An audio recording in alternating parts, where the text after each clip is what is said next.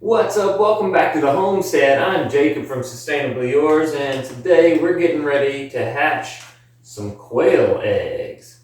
We just picked up 3 dozen jumbo brown Coturnix quail eggs from Circle C Farms in Brooklyn, Arkansas.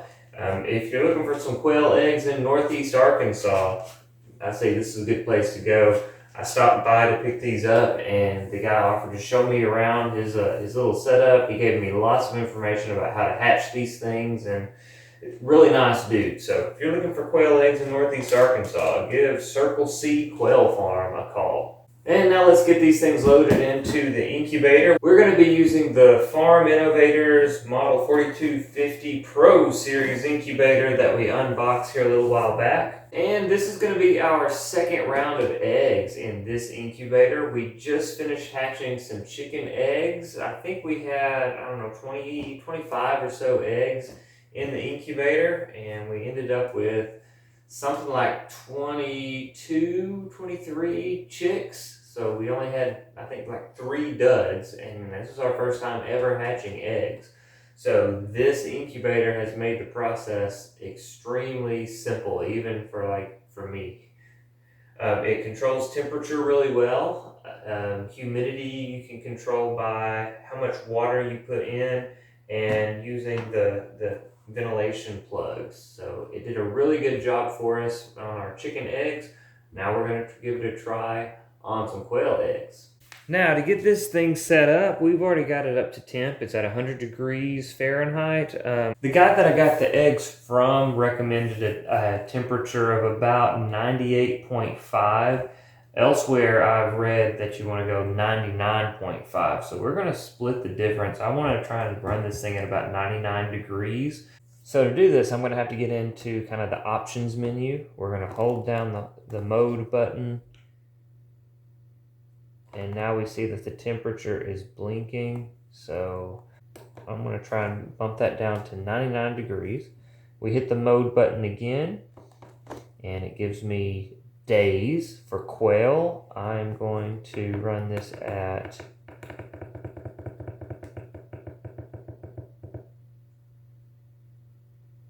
20 days. Yep, see, it hit 98.5 and the light came on.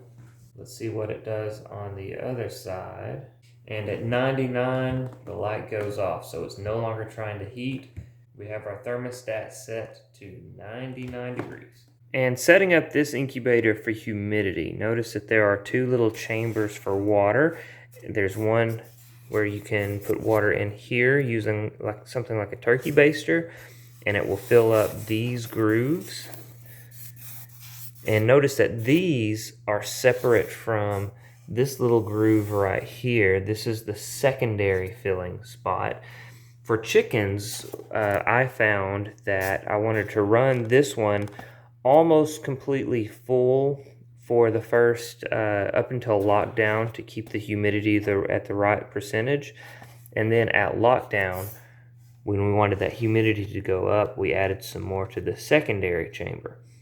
What I'm finding for the quail eggs, with 45%, somewhere around 45% humidity, this is working out really well. We're just using the secondary waterer, and that keeps the humidity at about 46, 47%, so about perfect.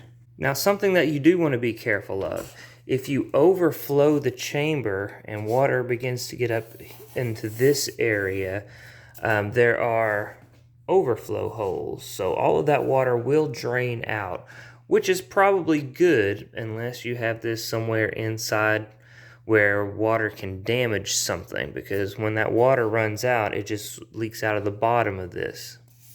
So either put this someplace where water is not going to hurt, or make sure you don't overflow your chambers there.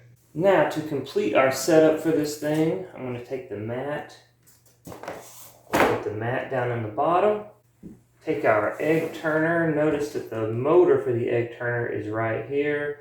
There's a little groove for that motor to fit in right there. So that's where it goes. Make sure you have it oriented correctly. And then right here, there's a spot for the cord to come out. Right? So we've got the egg turner in.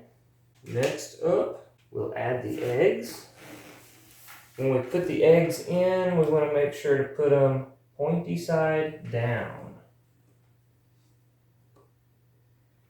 And that fits just right. The egg turners in this incubator start out wide, but then they kind of narrow in the bottom so they can hold a chicken egg, a turkey egg, all the way down to, look at this, quail egg. It's really cool also the variation between eggs. These are all the same kinds of bird, but the variation between the eggs is pretty interesting. Everything from the size to the color, the splotches. They're really pretty eggs. There they are, 3 dozen quail eggs loaded into the incubator. Now this incubator can hold up to 41, so we have just a few empty spaces left here. And when I picked these up, the guy said that he usually anticipates a good 70% hatch rate or so. So if we end up with 25 birds out of this, that'll be awesome. It'll be a good start. These quail, apparently, they mature and they start laying eggs within 5 or 6 weeks or so. So it will be not very long at all, and we'll be eating quail, and I'll be harvesting some eggs. We'll eat the eggs, and I'll probably continuously be running eggs here in the incubator to keep our supply of quail up out there. Now all that's left to do is to put the top back on here. Make sure my cords are running out where they're supposed to. We're going to plug the heater back in. We'll plug in the egg turner. One more thing that I forgot to mention, on this incubator there are ventilation plugs right here. They are usually plugged up. For chickens, you want to remove one of these plugs as they start to hatch, and then remove the other plug once the chickens have hatched. That allows ventilation to come in and they get plenty of air. What I found for these eggs, to keep my humidity down below 45-ish%, I needed to remove one of the plugs to allow some of the humidity out. I think that's probably going to hold true, so I'm going to give this some time to heat back up, let the humidity do its thing, and we'll check back on it.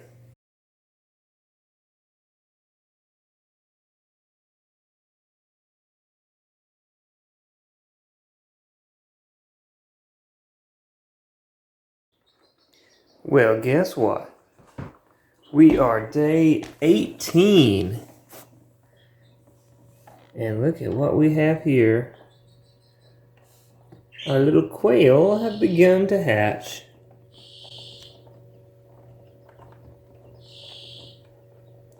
I also have, just kind of running around the room, this is the little birdie that had the, what was it called? The twisted neck thingy. And seems to be doing a lot better now. Nursed it back to health. But it's looking like some of these quail are going to need to come out and go into, I've got a temporary brooder box set up right over there. So I'm going to move them into that for right now. At least the ones that are fluffed out. It's about midnight, so I'm going to do that and then go to bed, and we'll see about them tomorrow. Look at how tiny these things are. I mean, I knew they'd be tiny because the eggs are small, but my goodness.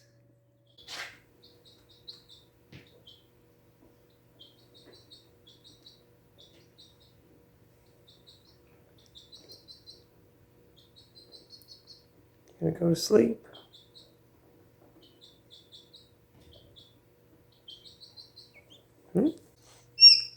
Here they are. Have 18 altogether. I have 11 right here in their temporary little brooder. And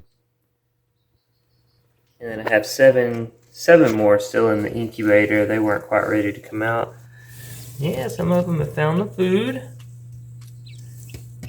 That's good. I'm excited.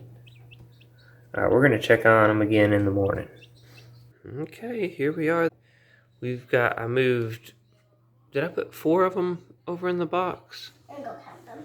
Okay, yeah, count all of them there in the box. 1, 2, 3, 4, 5, 6, 7, 8, 9, 10, 11, 12, 13, 14, 15, 16, 17, 18. 18. 18? Are you sure you didn't double count any? Well, they're all moving around, so I can't really tell. I know, it's hard to tell, huh? 1, 2, 3, 4, 5, 6, 7, 8, 9, 10, 11, 12, 13, 14, 15. You put 15 chickens in there. So, we have something about like 15 over there, and then we still have 1, 2, 3, 4, 5 that are hanging out in the incubator. So that leaves us with a few eggs yet to hatch. Are you going to put those inside of the box? Yeah, right. Well, see how like that one right there? I think she's going to poop and pee on this. I think that one is stuck. We need to help that one. Uh-oh, let's see something. Does that one Well, have let a me messed up foot? No, okay. What do you think about the baby quail? They're so cute. Are they what you expected? Mm-hmm. I didn't know they'd be that small. Yeah, they're very tiny, aren't they? But look how tiny the eggs are that they come from. So that one looks like it's raw. Raw? Yeah. Like not cooked? Yeah, like, no, like not like cooked. It looks like the chick is dead inside of it. Because it's all black and looks like it's... Oh, that's just what they look like. You mean rotten? Yeah. Oh. No, that's just what they look like. That way they would be camouflaged if they were in the wild. They would blend in with where the mommy laid them, and animals would not find them and eat them. You're stuck again, aren't you? What's with your leg, man? Got this one still attached to its eggshell. I'm gonna have to look up and see what to do about that. I'm not sure if I need to detach it, or I think I should probably just let it wait for a little bit. I want to see the one. See it? See it dragging its eggshell behind it? Oh, that's not its foot. I can't see its foot. What are you talking about? Yeah, but I can't. It's like its leg is so skinny.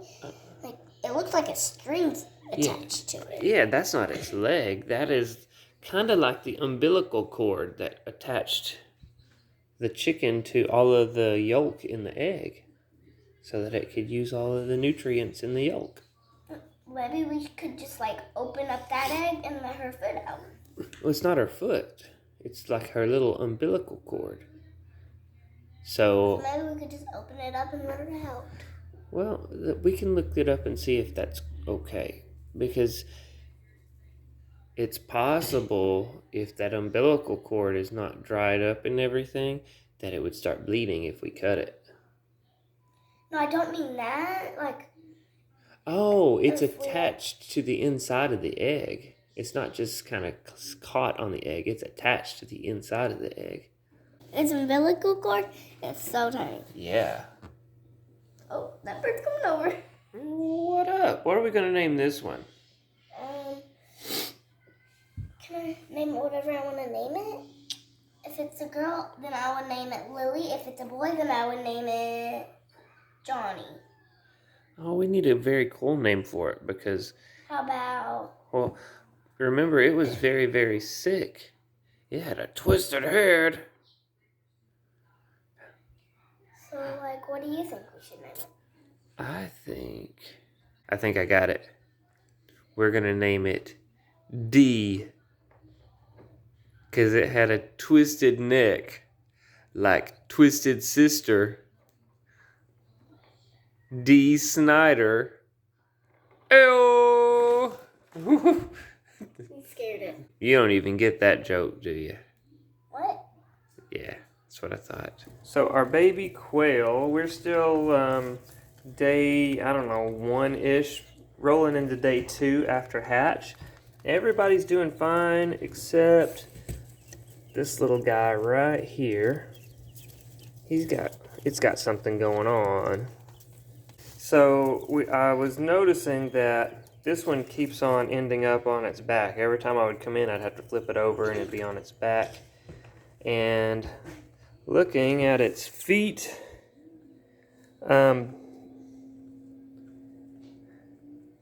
this foot in particular, they're kind of curled up a little bit. And I did a little bit of research, and there's something called curly toe, where their feet will curl up like that. And there may be a way to fix it. Whoop, be careful, be still, buddy. There may be a way to fix it. It could be genetic. It could be a vitamin deficiency in the parents that causes it. I'm guessing probably genetic because I don't see it in any of the others. And so I think their diet was probably pretty good. Something else that I'm noticing on this one, yeah, you can see right there, this foot right here. Notice how it's kind of twitching. I'm wondering if maybe it's not something neurological going on this side of its body, because it also, I'll put it down here, because I'm also noticing that same wing is a little, not really able to control it very well. See, it's just kind of out to the side there, where everybody else kind of keeps theirs tucked pretty well. And again, this one's kind of out there too.